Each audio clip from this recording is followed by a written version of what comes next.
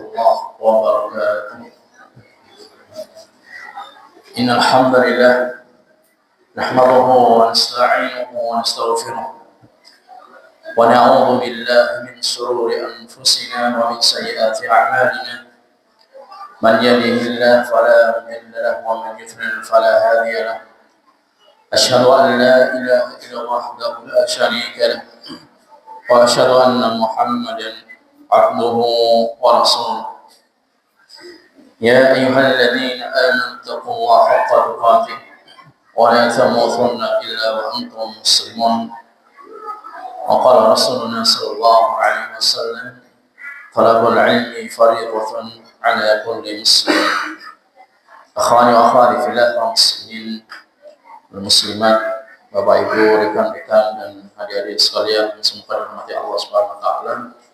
Alhamdulillah, atas izin Allah Subhanahu wa taala kita bisa melaksanakan kewajiban kita, yaitu adalah selain daripada ibadah mahdhah, maka di sana ibadah ghairu mahdhah, ibadah yang tidak ada aturan yang secara spesifik dari Nabi Sallallahu Alaihi Wasallam. Akan tetapi di saat orang melakukan ibadah tersebut, maka dia akan mendapatkan pahala dari Allah Subhanahu wa taala.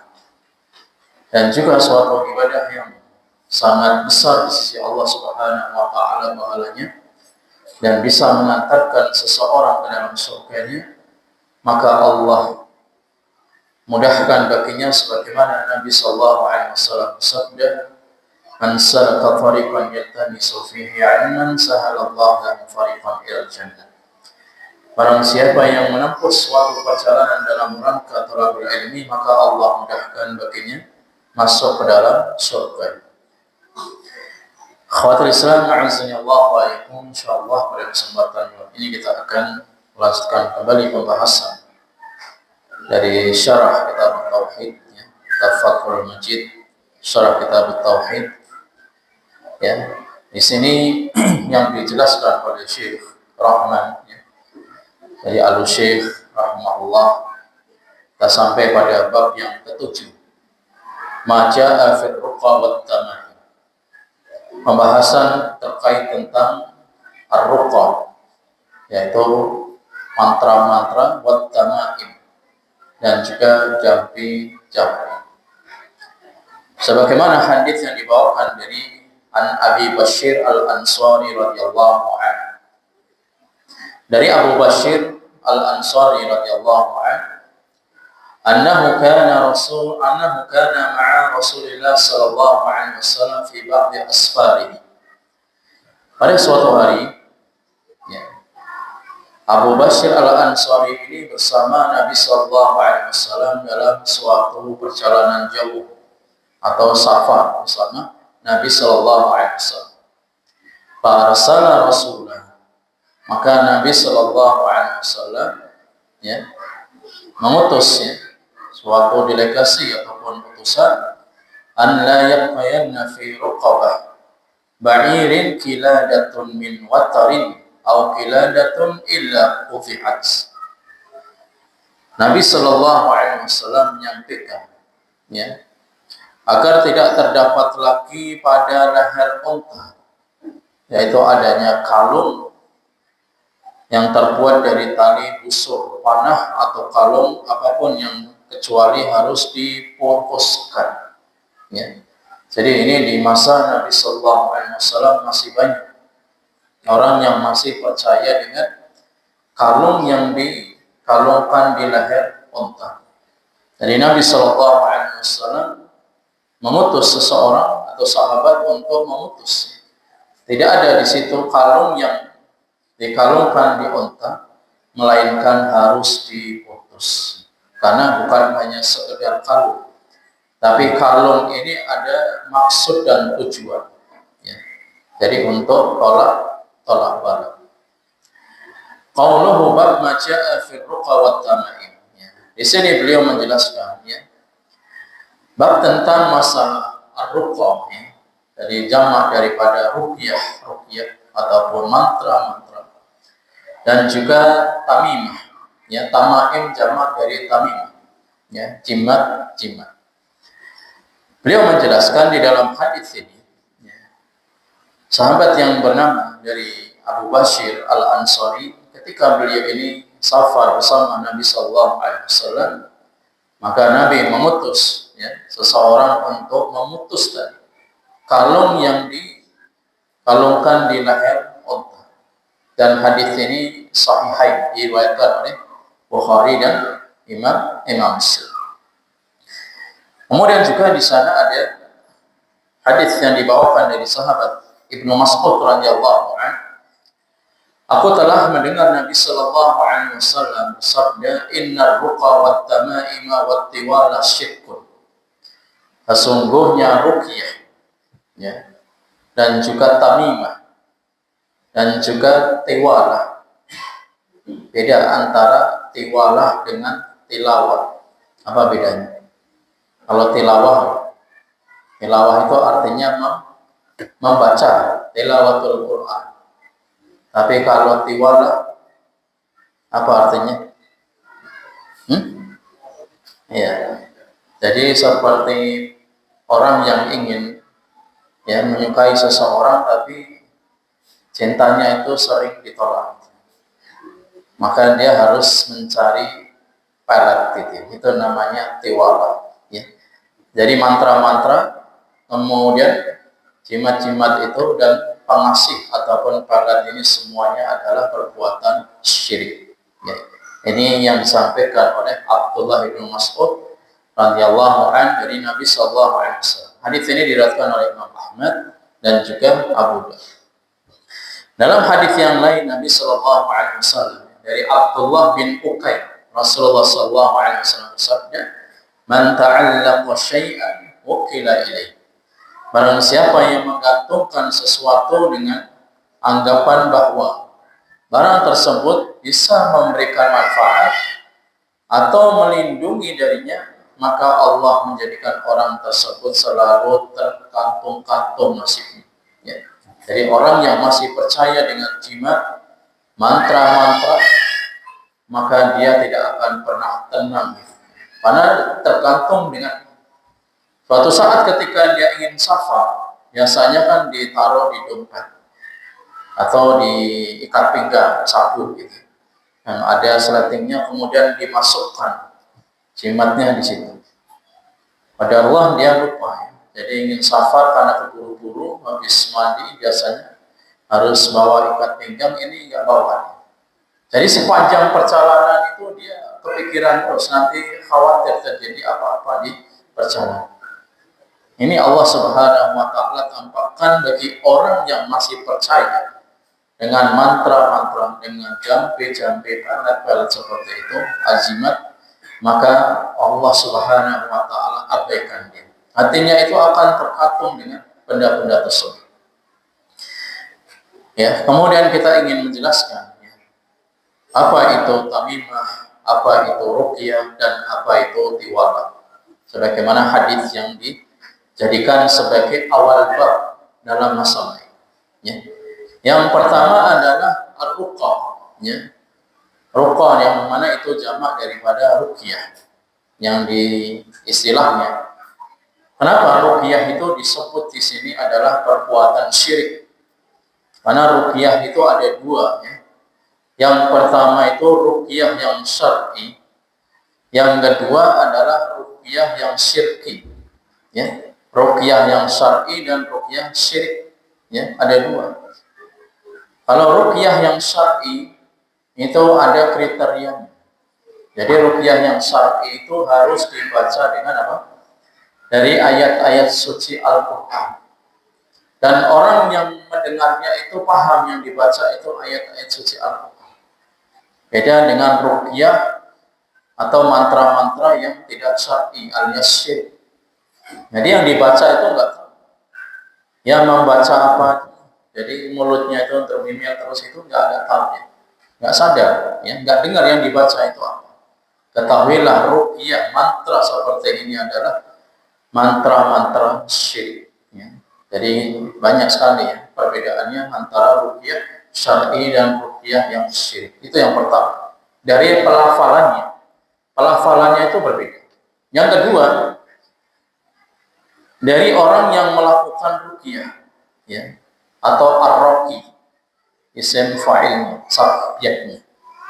Jadi kalau ada orang yang bisa mengetahui, ya, jadi misalkan ini jinnya itu tempatnya di sini, ya, di pundaknya, atau jinnya itu di kedua kelopak matanya, ya.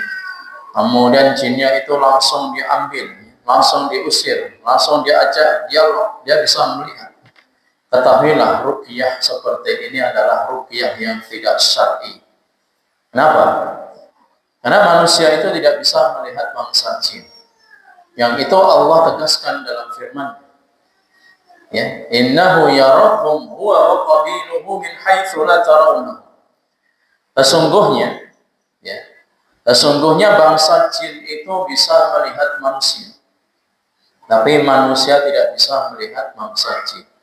Kalau ada seorang praktisi ruqyah, ya, meskipun dia tengah masuk di layar kaca, ya, kemudian kok dia langsung bisa mengajak dialog, dia bisa melihat, ketahuilah orang itu bermasalah, ya. Orang itu pasti ada khodamnya, pasti dia ada sekongkol dengan bangsa jin. Tinggalkan peruqyah seperti itu, karena ini sudah keluar daripada apa yang diajarkan oleh Nabi Sallallahu Alaihi Wasallam. Itu yang kedua. Yang ketiga, daripada orang-orang yang meruqyah yang syar'i atau yang tidak syar'i, ya, seringkali kita mendengar orang yang meruqyah atau mengucapkan mantra-mantra itu sering mengundang orang-orang yang sudah meninggal dunia. Jadi misalkan, ya, keluarganya ada yang kena gangguan jin, ya, kesurupan, atau disihir, atau dicampi-campi, ya, dikuna-kuna. Kemudian orang yang meruqyah ini keluar kamu, ya, keluar kamu wahai jin, kalau tidak akan saya panggil Mbah Pawiro. Nggak tahu Mbah Pawiro siapa. Tapi memang itu terbukti sering kita mendengar orang-orang yang ketika dia meruqyah dia memanggil nenek moyang mereka, ya. Jadi si Balroksonnya ini jelas perbuatan yang tidak pernah diajarkan oleh Nabi Sallallahu Alaihi Wasallam. Bahkan kalau dia meminta bantuan dengan jin ataupun orang yang meninggal pun juga syirik, ya. Maka kita harus bisa membedakan mana ini praktisi ruqyah yang syar'i dan mana ruqyah yang tidak syar'i ataupun syirik. Ini yang kategori syirik. Belum lagi yang bid'ah, ya. Praktisi ruqyah yang bid'ah yang sering muncul di media sosial, di layar kaca, di YouTube, Facebook, Instagram. Itu dengan cara apa? Biasanya mereka itu menggunakan ruqyah ini, ya. Jadi seolah-olah dia itu bisa menggal kepala jin. Saya penggal kepala. Jadi jinnya itu dipenggal kepala. Ini jelas tidak pernah diajarkan oleh Nabi SAW. Atau jinnya itu diikat gitu. Jadi saya ikat kamu di tiang ini supaya tidak bisa pergi. Ini jelas tidak syar'i. Kemudian ada lagi dengan cara, ya, jadi jinnya itu dibelah dari ujung kepala sampai kaki, sampai kepanas, sampai histeris, ya. Jadi yang kesurupan histeris seperti itu sebenarnya adalah itu memang ada, ya, memang ada histeris seperti itu, tapi seringkali itu, ya, sudah diskenari. Karena kalau ruqyah tidak ada histeris itu enggak laku, ya. Jadi enggak laku, enggak baik. Makanya dibuat, didesain seperti itu supaya menarik. Dan ini bisa dilakukan bagi orang yang biasa ruqyah. Jadi ini hendaknya kita tinggalkan, ya, praktisi ruqyah seperti ini. Jadi tidak semuanya apa yang dibaca dari Al-Quran, ayat-ayat suci Al-Quran itu otomatis langsung wah ini syar'i, enggak bisa. Kenapa? Karena masalah tauhid itu sangat penting, ya. Dari tauhid. Yang kedua tentang masalah sunnahnya, bagaimana sunnah-sunnah ketika orang itu meruqyah, ya. Jadi sebenarnya simpel. Nabi Shallallahu Alaihi Wasallam setiap hari beliau meruqyah dirinya sendiri dengan ruqyah mandiri sebelum beliau tidur, belum istirahat, ya. Dengan kedua telapak, ya, tangannya kemudian dibacakan ayat-ayat, ya, ayat kursi, kemudian trikul, ya, Al-Ikhlas, Al-Falaq, An-Nas. Kemudian diusapkan ke seluruh tubuh. Itu yang dilakukan oleh Nabi Sallallahu Alaihi Wasallam. Jadi memang ada ruqyah yang mandiri. Memang di sana ada ruqyah yang tidak bisa dilakukan kecuali apa? Kecuali memang ada bantuan dari orang yang biasa meruqyah. Seperti apa contohnya? Orang yang terkena sihir, orang yang terkena guna-guna, maka ini nggak bisa dia menyembuhkan sendiri. Kenapa? Karena Nabi Shallallahu Alaihi Wasallam sendiri pun pernah pada suatu hari Nabi itu pernah diguna-guna, disihir oleh seorang Yahudi yang bernama Labid bin Aqsam. Jadi Labid bin Aqsam ini menyihir Nabi Shallallahu Alaihi Wasallam sampai Nabi itu seolah-olah beliau ini sudah pindah ke beberapa tempat ke rumah istri. Padahal Nabi di situ. Akhirnya malaikat Jibril pun meruqyah Nabi Shallallahu Alaihi Wasallam sampai ketemu buhul-buhul. Ya. Jadi sihir itu intinya pada buhul-buhul. Buhul-buhul itu ada dua. Ya. Yang pertama buhul-buhul yang real, yang kelihatan. Ada buhul-buhul yang gaib yang disimpan oleh bangsa jin. Ya. Jadi ini terkait tentang masalah ruqyah ini sangat panjang sekali pembahasannya. Intinya apa? Intinya kita ini harus waspada. Orang yang nggak suka dengan kita, ya, apalagi orang ini baru, kemudian dilihat kok karirnya itu cepat gitu. Jadi orang baru tapi karirnya itu cepat sekali. Sementara orang lama, karirnya itu yang sama-sama bekerja di tempat atau perusahaan, dia lambat gitu. Ini kan potensi untuk melakukan adanya hasad, iri, dengki sehingga dia tidak suka dengan orang tadi.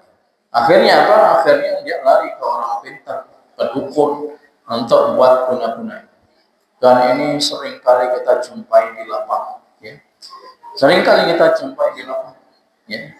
Jadi sama-sama dia bekerja di sebuah perusahaan besar. Ya. Jadi orang ini memang dilihat karirnya bagus. Karena yang ingin diguna-guna laki-laki biasanya agak sulit. Akhirnya dia nyerang ke keluarganya. Ya. Jadi keluarga yang diserang. Ya. Kemudian ia menanam ataupun membuang suatu buhul-buhul di rumahnya. Jadi ketika buhul-buhul itu masih ada di situ, belum hilang atau belum hancur, maka orang yang diguna-guna itu akan terus merasakan kesakitan. Jadi intinya dalam jin itu ya, ada istilahnya operatornya. Ya. Jadi ada operatornya satu yang membawai dari beberapa jin yang masuk ke dalam tubuh seseorang. Jadi ada operatornya. Jadi 2 hari ini kita pun juga sama diminta untuk meruqyah jin yang ditanam dari kakeknya. Jadi ditanam supaya bisa menjaga cucunya. Ya. Jadi supaya bisa terjaga kan. Dia kan biasa bekerja di luar kota. Akhirnya apa? Akhirnya yang susah, ya, yang kesakitan yaitu cucunya karena jinnya nggak mau keluar. Bahkan mengancam kalau keluar berarti anak ini sebagai tumbal ya, harus mati bersama saya karena yang menanam ini sudah meninggal dunia. Hal-hal seperti ini terkadang itu muncul ya. Kalau kita nggak kuat, tauhid kita nggak kuat, kita ini akan down, ngeper gitu. Wah, ini bahaya kalau keluar nanti orang ini meninggal dunia. Ini disitulah penting kita belajar tauhid. Ya. Jadi yang namanya ajal itu nggak ada yang tahu. Jin itu nggak bisa. Dia nggak mengetahui kapan ajal manusia. Dan apa yang dilakukan oleh bangsa jin itu tidak akan mampu untuk memberikan madarat kepada manusia kecuali atas izin Allah. Kecuali sudah ditakdirkan Allah Subhanahu wa taala. Ini penting kita mengetahui tentang masalah takdir ya, ajal ini. Jadi sekali lagi tentang masalah ruqyah tadi ya. Jadi sebenarnya itu simpel tetapi bagi orang yang belum terbiasa maka bisa dilakukan dengan ruqyah mandiri ya. Jadi ketika anaknya sakit, demam, maka diruqyah ya, dibacakan Al-Fatihah, ayat kursi, akhir Al-Baqarah, Al-Kafirun, Al-Ikhlas, Al-Falaq, An-Nas. Kemudian antum bawa air mineral diminumkan, kemudian diusapkan ya, dari wajah sampai kaki. Ya.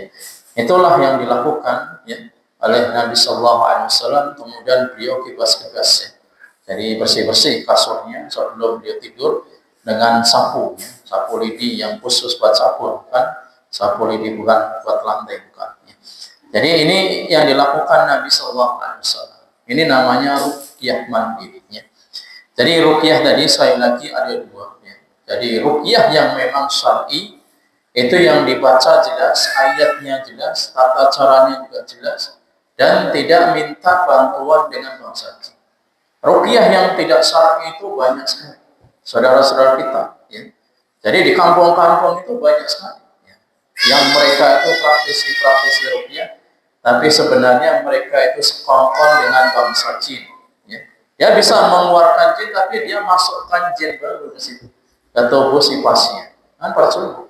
Ya. Dia ingin mengeluarkan penyakit, tapi memasukkan penyakit ke dalam tubuh si pasien. Jadi inilah perbedaan antara ruqyah yang syar'i dan ruqyah yang tidak syar'i. Ruqyah yang syar'i itu sangat simpel. Justru ruqyah yang tidak syar'i itu yang banyak sekali. Ya. Ada juga terkadang meminta dengan bunga 7 warna. Ya. Atau biasanya di orang Jawa percaya dengan daun apa? Daun kelor. Ya. Jadi untuk meruqyah harus dengan daun kelor. Maka hal-hal seperti ini sebenarnya ya, bahkan dalam ruqyah yang syar'i pun tidak diwajibkan dengan harus dengan daun bidara ya. Daun bidara itu hanya pelengkap. Intinya itu ruqyah itu adalah doa. Jadi ruqyah itu doa. Doa dan membacakan ayat-ayat suci Al-Qur'an. Itu aja inti daripada ruqyah, enggak ada harus menggunakan daun bidara, harus dengan daun kelor, harus itu. Yaitu hanya sebagai pelengkap ya, sebagai pelengkap. Kalau enggak ada ya bismillah. Intinya kita berdoa pada Allah Subhanahu wa taala, membacakan dengan ayat-ayat suci Al-Qur'an. Kemudian kita harus ya, terus mengetahui kelemahan ya, kelemahan jin ya. Itu bahwa kita harus mengetahui ya. Jadi kalau antum ingin ya belajar dan ingin ruqyah seperti apa, ketika ada orang terkena gangguan guna-guna, antum bisa pencet di jempol kaki. Jadi jempol kaki yang kanan atau yang kiri dipencet. Kalau kesakitan bisa dipastikan itu ada jin, karena jin di situ. Ya. Coba dipencet. Kesakitan. Jadi kesakitan nanti nggak semua. Artinya kalau yang asam urat jadi ini kebanyakan orang yang terkena di situ ya. Jadi pusatnya di jempol kaki. Dipencet itu nanti histeris. Dia akan merasakan kesakitan. Ya. Dia akan merasakan kesakitan. Itulah titik daripada kelemahan di jin seperti itu. Jadi di jempol kaki kanan kiri boleh dipencet di situ. Ya. Ini juga sering kita lakukan, memang dari beberapa pasien pun juga mengalami hal kesakitan seperti itu ya. Kemudian di antara ya masalah ruqyah ya. Jadi kita supaya paham mana ruqyah yang syar'i dan mana ruqyah yang tidak syar'i ya. Jadi sekali lagi, kalau ada praktisi yang mengajak dialog kemudian dia tahu jinnya di sini, itu jelas tidak syar'i. Itu jelas minta bantuan daripada bangsa jin. Ya. Jadi harus tinggalkan orang seperti itu. Ya. Atau dia bisa tadi mengikat, kemudian bisa menyembelih jin, ya. Kemudian bisa dibelah itu. Ini jelas tidak syar'i. Banyak di YouTube itu nggak syar'i, meskipun followersnya itu sampai 10.000, jelas nggak syar'i. Ya. Jadi sebenarnya ya, praktisi ruqyah itu memang perlu ya. Yang sudah pernah belajar tauhid ini perlu dalam rangka kita untuk menjauhkan dari perbuatan syirik, yaitu dengan meminta bangsa jin atau dengan yang lain. Atau biasanya orang yang anak kecil ini yang sering melihat itu, namanya apa? Jadi yang punya kelebihan indera keenam. Ya. Jadi dengan indigo, ini kan suatu kelebihan. Ya. Wah ini di sini tempatnya ini dan situ. Justru indigo itu kelemahan, bukan kelebihan. Ya. Jadi indigo itu adanya suatu kelemahan, bukan kelebihan. Ya. Anak indigo ini perlu diruqyah. Karena di kelopak matanya itu dibuka tabirnya oleh bangsa jin sehingga dia bisa melihat. Karena secara kodrat ayat Allah Subhanahu wa taala menyampaikan innahu yarakum wa qabiluhu. Jin itu bisa melihat kalian sedangkan kalian tidak bisa melihat mereka. Itu ayat dalam Al-Qur'an. Kalau ada orang bisa melihat berarti tidak beres ya. Berarti dibuka matanya itu oleh bangsa jin. Sehingga kita harus waspada ketika ada orang yang bisa melihat ini dan itu, maka itu jelas harus diruqyah orang seperti itu. Dan juga sekali lagi kita tidak boleh mudah percaya dengan ucapan omongan jin, itu dusta. Jin itu pandai berkhilaf. Jin itu banyak sekali ya, mereka itu berdusta, bohong, tujuannya apa? Tujuannya untuk tadi ya, supaya manusia itu saling bermusuhan ya. Kenapa kamu masuk tubuh ini? Saya disuruh tetangga ini, padahal tetangganya nggak ada masalah. Ya memang seperti itu. Jin itu tujuannya untuk ada Allah, menjadikan kita ini bermusuh ya. Terlebih lagi yang sering yang dilakukan dalam dunia sihir itu, jadi jin itu tujuan utamanya adalah liyufarriqu bainal mar'i wa zawji. Di dalam surat Al-Baqarah ayat 102 ya. Jadi kata Allah Subhanahu wa taala, tujuan daripada sihir itu adalah untuk memisahkan pasangan suami istrinya. Jadi pasutri yang setiap harinya itu cekcok itu memang ya, selain juga masalah internal keluarga, tapi juga ada masalah eksternal dari luar, yaitu untuk memisahkan pasangan suami istri. Itu terkait tentang masalah ruqyah. Ya. Kemudian di dalam hadis ini disampaikan oleh Nabi, ya, oleh Nabi Shallallahu Alaihi Wasallam, Inna ruqa wa tamaim. Jadi ruqyah dan tamimah. Ya. Jadi tamimah ini adalah sesuatu yang dikalungkan di leher anak-anak kecil. Ini yang biasa orang tua yang percaya dengan dukun bayi.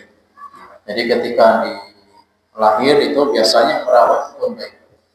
Kemudian dukun bayi itu ngasih kalung berwarna putih. Dan ini pamali. Pamali itu pantangan. Jangan diputus sampai kalung itu putus sendiri. Makanya ini pamali yang sangat dijauhi oleh masyarakat. Jadi nggak berani mereka memutus kalung anak kecil tadi. Meskipun warnanya itu sampai berubah. Jadi kan benangnya warnanya putih, kemudian berubah sampai menjadi coklat. Ya. Coklat hitam itu. Jadi kayak tayuman gitu. Jadi coklat campur dengan hitam.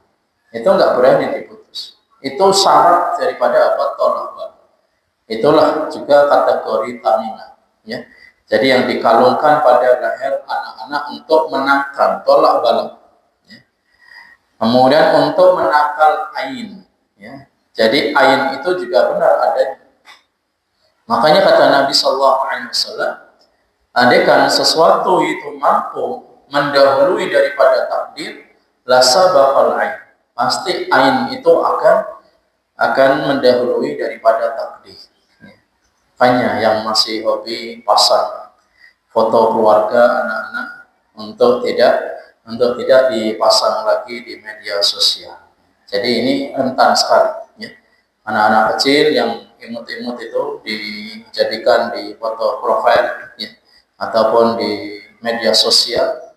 Ada orang yang mungkin dia takjub tapi tidak mengucapkan Masya Allah, Barakallah. Akhirnya dengan takjubnya itu anak itu sakit. Dan ini istilahnya bukan cerita fiktif, tidak pernah terjadi. Di masa Nabi Shallallahu Alaihi Wasallam ada sahabat yang bernama Sahal bin Hunayf. Jadi sahabat Sahal bin Hunayf itu memiliki perawatan yang posturnya itu tegak, bodinya itu tegak, kemudian berwarna kulit putih. Akhirnya ada orang yang melihat tanpa mengucapkan Masya Allah, tanpa mengucapkan diawali dengan barakallah. Langsung dia takjub, ya. Saya belum pernah melihat ya perawakan seindah ini. Panah gagah, tegak, kemudian berwarna putih. Dengan ucapan seperti itu tuh langsung jatuh, langsung pingsan. Ini di masa Nabi Sallallahu Alaihi Wasallam. Kemudian setelah itu apa, Nabi suruh mencari siapa yang di antara kalian yang tadi istilahnya takjub ataupun ya memuji tanpa mengucapkan Masya Allah barakallah. Ini penting ini ya. Jadi misalkan atau melihatnya saudara ataupun teman atau jamaah kajian pas memiliki ya kendaraan yang bagus, ya harus diucapkan Masya Allah barakallah. Ya. Atau anaknya imut-imut Masya Allah. Ya. Jadi diucapkan dulu Masya Allah barakallah, itu penting. Jangan terus wah anaknya cantik sekali, imut-imut, boleh nggak saya pinjam gitu? Boleh nggak biar sama saya? Ini rentan sekali terkena penyakit ain untuk anak-anak ya. Jadi kita punya anak ini jangan terlalu juga dipasangnya di media sosial ataupun di sanjung-sanjung gitu ya. Kemudian dipuji-puji terus, akhirnya anak itu nanti suatu saat bisa jatuh, bisa sakit gitu ya. Inilah yang terkait dengan tamimah. Jadi tamimah itu sesuatu yang dikalungkan, ada juga tamimah itu yang digelangkan gitu ya. Jadi yang terbuat dari kuningan atau benang untuk tolak bala. Itu namanya tamimah. Kemudian bagaimana kalau tamimah itu tertulis dari ayat-ayat Al-Quran. Misalkan tamimah itu terbuat dari surat Al-Ikhlas, Qul huwallahu ahad, Allahu samad. Ya. Sebagian ulama salaf mengatakan memberikan keringanan. Ya, sebagian ulama salaf memberikan rukhsah keringanan orang yang melakukan tadi kalung ataupun gelang itu yang terbuat dari ayat-ayat suci Al-Quran. Ya. Kemudian tidak melarangnya. Ya. Di antaranya tadi ya Abdullah bin Mas'ud radhiyallahu anhu dia menyampaikan. Tapi hendaknya kita kalau ingin selamat al-furuj minal khilaf wa aslam, keluar daripada khilaf di antara para ulama, karena yang mereka membolehkan itu tamimah yang terbuat dari ayat-ayat suci Al-Quran. Tapi kalau misalkan itu hanya tulisan Arab itu kan dari huruf hijaiyah, kemudian sampai bergambar segitiga, ya, kemudian bergambar hewan, binatang buas, ya, maka ini jelas tamimah yang syirik. Ya, tapi kalau memang terbuat dari satu ayat satu surah, Al-Ikhlas, Al-Falaq atau An-Nas, maka sebagian ulama salaf itu masih membolehkan. Tapi kalau sudah bergambar ular, ya, bergambar harimau, itu jelas syirik di situ. Ya. Jadi ini seringkali ya kita menjumpai di beberapa orang-orang yang memang masih percaya dengan seperti ini. Ya, masih percaya. Dari beberapa hari yang lalu pun kita juga disuruh untuk meruqyah orang yang seperti ini ya sulit, karena syubhatnya itu masih besar di benak, sampai nggak sholat. Ya. Jadi nggak sholat. Kenapa nggak sholat? Karena sudah level ma'rifah. Jadi kalau ingin mempelajari agama Islam, dia mempelajari dengan huruf-huruf hijaiyah. Alif itu nanti fungsinya apa, huruf ba bagaimana. Kemudian harus digambar seperti segitiga, digambar lingkaran, ini maksudnya bagaimana. Jadi nanti dikaitkan dengan filsafat, dengan mantiknya. Ini jelas perkara-perkara yang sesat gitu ya. Jadi tidak pernah diajarkan oleh Nabi Sallallahu Alaihi Wasallam. Ini jelas jimat ya, perbuatan syirik. Maka hendaknya ketika menjumpai di rumah ya, atau di orang tua, mertua, maka diambil jimat-jimat seperti itu ya. Jadi ini termasuk di antara syarat tempat daripada jin. Kemudian dalam hadis Nabi yang ketiga adalah tiwalah. Ya. Jadi tiwalah ini biasanya digunakan dapat menjadikan seorang istri mencintai suami atau sebaliknya. Suaminya itu biar cinta dengan istri. Ya. Dan ini sering dipakai. Ya. Jadi supaya suaminya itu tidak selingkuh. atau suaminya itu tidak nikah lagi, maka dibuatlah tiwala biar dia itu sukanya sama istri pertama. Maka ini jelas syirik juga perbuatan. Ya. Jadi perbuatan ini perbuatan syirik. Kata Nabi SAW, Inna ruqa wa tama'ima wa tiwala syirkun. Ya. Mantra-mantra, jampi-jampi dan juga palat itu adalah perbuatan syirik yang harus ditinggalkan. Kemudian Imam Ahmad pernah meriwayatkan dari Ruwaifi radhiyallahu anhu, Rasulullah sallallahu alaihi wasallam pernah bersabda, "Ya Ruwaifi, wahai Ruwaifi, la'allal hayata, semoga kehidupan, semoga engkau diberi umur yang panjang. Oleh karena itu Nabi sallallahu alaihi wasallam fa'akhbirin, kabarkanlah kepada siapa saja anna man aqada lihyata, barang siapa yang menggolongkan jenggotnya atau memakai kalung dari tali busur panah atau bersuci dari buang air dengan kotoran binatang atau tulang, maka sesungguhnya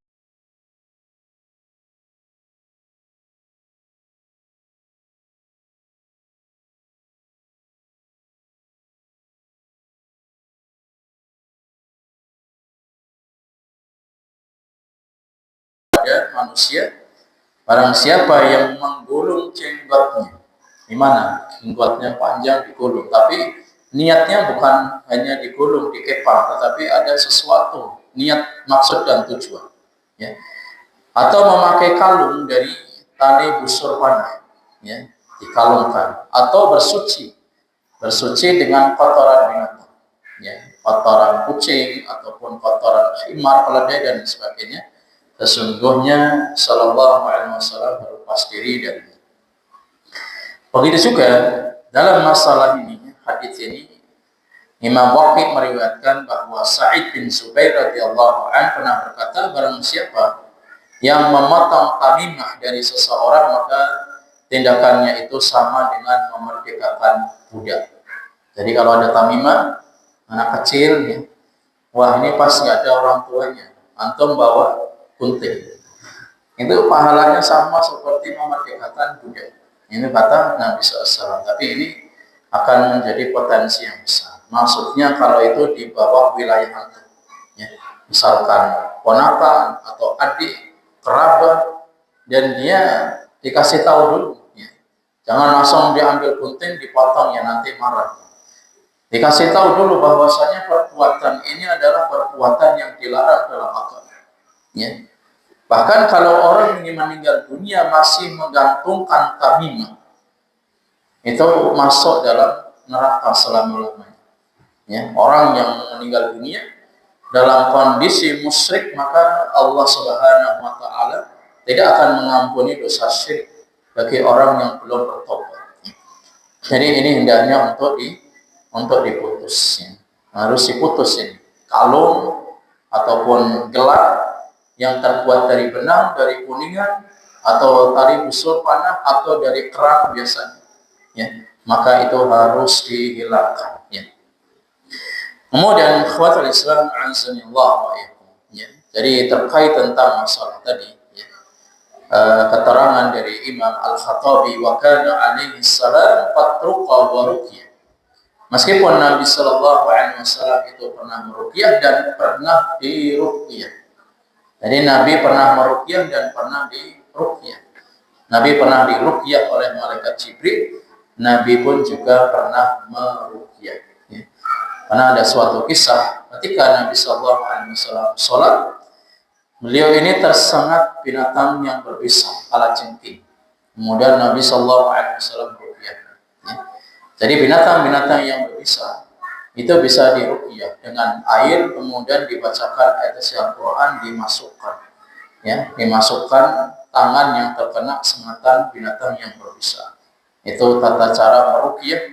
Jadi meruqyah bukan hanya dari gangguan sihir, tetapi dari binatang yang berbisa pun juga bisa diruqyah. Penyakit demam pun juga bisa diruqyah bagi anak-anak yang demam malam hari atau anak ini nangis terus. Jadi biasanya ketika perjalanan, terutama pada waktu menjelang terbenamnya matahari, ya, maka ini tidak diperkenankan untuk membawa anak-anak yang balita ketika matahari itu ingin terbenam, karena setan itu jin berseliweran di situ. Dan perintah dari Nabi SAW sebelum terbenam matahari masuk waktu maghrib ini pintu jendela rumah ini harus ditutup. Jadi harus ditutup. Itu perintah juga dari Nabi SAW. Kemudian juga dijauhkan ya, dari patung-patung, gambar-gambar bernyawa yang ditempel di dinding, maka pun juga harus diambil. Meskipun itu kalender kan banyak bergambar nyawa, maka harus diambil, ya. Atau paling enggak ditutup kepalanya, ya. Itu. Kemudian lonceng ini juga harus dihindari, ya. Jangan sampai rumah kita ini juga ada loncengnya ataupun ada binatang anjing yang itu malaikat tidak akan masuk ke dalam rumah tersebut. Kemudian juga yang terkait tentang masalah ini, ya, pernah disampaikan oleh Syekhul Islam Ibnu Taimiyah rahimahullah. Ya, beliau pernah mengatakan ismul majhul falaysa li ahadin an yurqiya bihi fadlan aw an yad'u bihi walau urifa ma'na li'annahu yukrahu du'a bi ghairi al-arabiyyah wa inna ma yurakhas liman la yuhsinu al-arabiyyah fa amma ja'ala al-alfadhu al-ajamiyah syi'aran falaysa min dinil Islam. Jadi ruqyah ini dibaca dengan ayat-ayat suci Al-Qur'an atau hadis-hadis yang disampaikan oleh Nabi, atau doa-doa yang maksura, bukan doa-doa bahasa Indonesia ataupun bahasa Jawa. Ya. Jadi memang harus menggunakan dengan doa-doa yang diajarkan oleh Nabi SAW. Ya. Nabi mengajarkan Allahumma rabban nas adhibil ba's Allahumma antas syafi'u shifaa illa shifaa. Ya. Kemudian juga kata Imam As-Suyuti rahimahullah dan para ulama bersepakat boleh meruqyah itu ketika di situ sudah terpenuhi 3 kriteria. Yang pertama, an yakunal kalamullah, yang dibaca itu hendaknya kalamullah, kata Imam Suyuti. Dari ayat suci Al-Qur'an itu syarat untuk meruqyah dengan nama-nama dan sifatnya. Kemudian syarat yang kedua dengan bahasa Arab, kata Imam Suyuti. Dan yang ketiga adalah wa an yataqida anna ruqyah la tu'athiru bi dzatiha. Dan hendaknya orang yang meruqyah itu tidak meyakini bahwa ruqyah itu yang menyembuhkan, tapi yang menyembuhkan Allah Subhanahu wa taala. Allahumma rabban nas. Jadi itu 3 kriteria yang harus dilakukan bagi orang meruqyah, kata Imam Suyuti. Yang pertama dari ayat suci Al-Qur'an, yang kedua dengan bahasa Arab, dan yang ketiga tidak meyakini bahwa bacaan ruqyah itu yang menyembuhkan, tetapi yang menyembuhkan adalah Allah Subhanahu wa taala. Demikian insyaallah kita lanjut setelah adzan.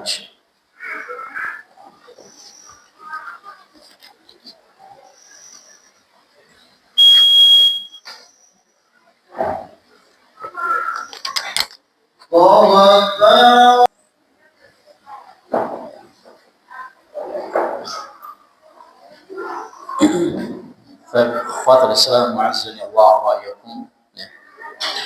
Terkait tentang masalah hadis Nabi sallallahu alaihi wasallam bahwasanya ruqyah, ya, mantra-mantra, tamaim ataupun tamimah, ya, jimat-jimat ataupun tiwalah, pengasih, ya, alat itu adalah perbuatan syirik, ya. Dan ini meskipun kita ini hidup di era modern, banyak orang yang berpendidikan tinggi tetapi masih percaya dengan ilmu-ilmu gaib, ilmu klinik, masih banyak percaya. Ya. Kemudian dengan cara apa? Ya. Dengan cara orang ingin mendapatkan kekayaan dengan cara yang instan. Ya. Yang masih dipercayai sampai saat ini adalah dengan bambu. Ya. Jadi prank petung. Ya. Itu masih diyakini, yang di bambu yang kuning, ya. Jadi yang sampai ketemu ruasnya itu dijual miliaran. Ini masih dipercaya. Ya rusak, karena kalau akidahnya rusak itu akal rusak, ya. Jadi kalau akidah rusak, akal manusia itu juga akan rusak. Ya. Padahal banyak sekarang ini yang direkayasa. Jadi diputus, kemudian dilem, ya, dikasih ruas, kemudian ditemukan. Ya, nggak laku. Ya, nggak laku. Kenapa? Karena ini sesuatu ketika yang langka kok kemudian jumlahnya banyak, ini pasti rekayasa. Jadi nggak laku. Jadi hal-hal seperti ini masih diyakini oleh masyarakat. Ya. Begitu juga kalau misalkan ada di musim, ya, jadi di musim pemilu ini juga masih banyak orang-orang yang sudah S1, S2, ya, tanyanya kepada dukun yang SD aja nggak lulus. Ya. Jadi bagaimana supaya dia bisa memenangkan pilkada, supaya bisa memenangkan dalam pilkades, ya. Ada syarat-syarat. Ya. Jadi syarat-syaratnya diantaranya harus mengumpulkan telur itu, ya, angsa, ya, dengan jumlah tertentu, kemudian harus disimpan. Ya. Ini diantara syarat-syarat orang yang ketika ingin memenangkan pilkada sampai pilkada masih percaya. Menunjukkan apa? Perbuatan syirik ini akan terus berlangsung, tidak mengenal era modern ataupun orang sudah berpendidikan tinggi, tetapi ini semuanya adalah yang masih diyakini oleh manusia. Kemudian, ya, terkait tentang masalah ini yang perlu kita pahami, sebagaimana yang dijelaskan oleh Nabi Sallallahu Alaihi Wasallam, man qata'a tamimatan min insanin kana ka'adli raqabah. Barang siapa yang mutus tamimah, ada tamimah, antum putus, maka pahalanya seperti orang yang memerdekakan budak. Pahalanya besar. Ya. Jadi putus. Kalau misalkan kok di rumah orang tua masih punya kayak gitu, diambil aja. Ya, diambil ataupun diputus, ya, atau dihilangkan. Ketika ditanya nggak tahu, mungkin udah kesapu terus kebakar di tempat sampah. Jadi boleh kita berbohong, tapi dalam rangka untuk tadinya. Jadi untuk untuk menghilangkan kesyirikan yang ada. Ya. Jadi hal-hal seperti ini yang masih dilakukan oleh manusia, ya, terutama di masyarakat kita yang minim akidahnya. Ya. Kemudian terkait tentang masalah ini yang disampaikan tadi, bahwa tamimah itu sebagian ulama salaf memang membolehkan dengan ayat-ayat suci Al-Quran, tetapi banyak sahabat yang tidak membolehkan. Tidak membolehkan artinya jimat-jimat itu terbuat misalkan dari ayat kursi, kemudian terbuat dari surat Yasin, atau misalkan mushaf, ya. Pernah antum melihat mushaf yang kecil segini, itu 30 juz, bisa dibaca, jadi satu jempol 30 juz. Itu biasanya pun dimanfaatkan, dibuat syarat gitu. Jadi dikantongkan di kendaraan, di mobil dan sebagainya. Itu kan terbuat dari ayat-ayat suci Al-Quran. Sebagian ulama membolehkan, sebagian melarang. Maka hendaknya kita tidak ikut-ikutan. Kita keluar daripada khilaf dari para ulama, itu jalan yang paling selamat. Ya. Dari punya kendaraan, ya, itu nggak usah dikalung apa-apa, ya. Nggak usah dikasih tasbih, nggak usah dikasih timbul, nggak usah dikasih rajaan, tapi udah, ya. Jadi original aja, kita hidup ini ya udah harus pasrah pada Allah Subhanahu Wa Taala, percaya dengan takdir Allah. Ya.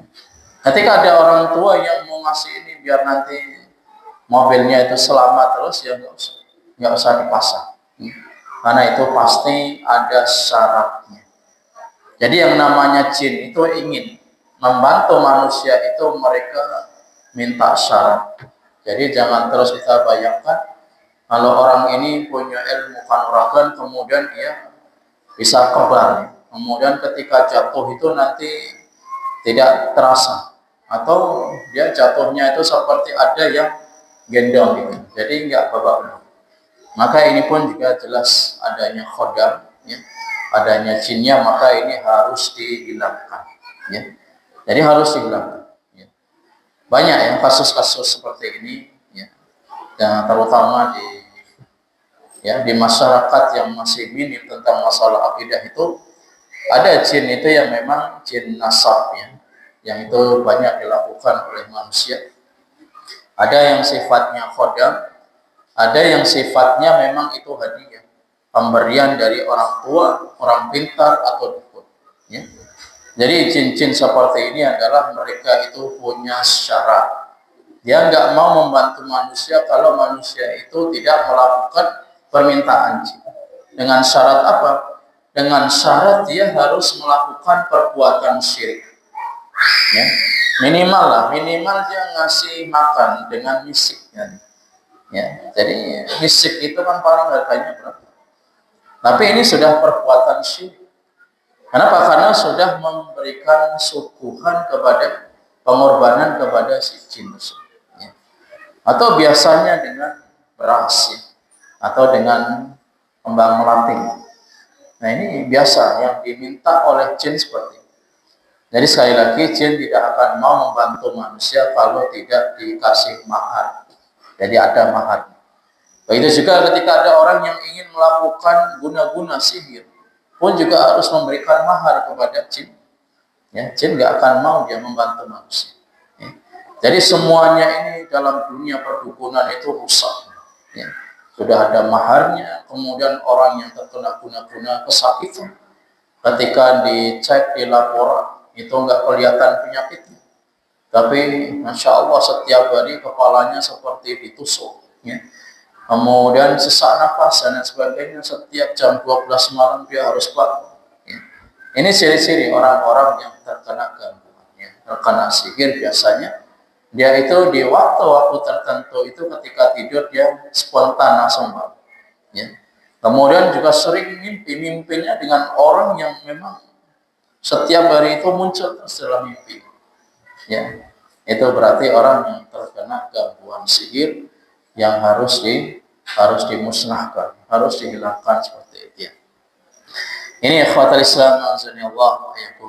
Jadi intinya kita harus mengenal apa itu ruqyah, kemudian apa itu tamimah dan apa itu tiwalat, dan terutama bagi antum yang artinya yang berdagang atau yang punya usaha, jangan juga main sekali-kali main dengan barang-barang seperti itu.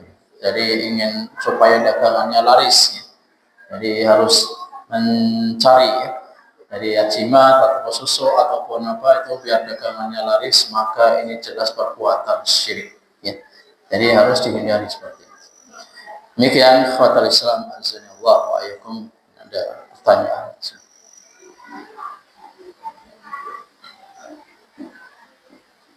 Saya pernah melihat ruqyah. Ya.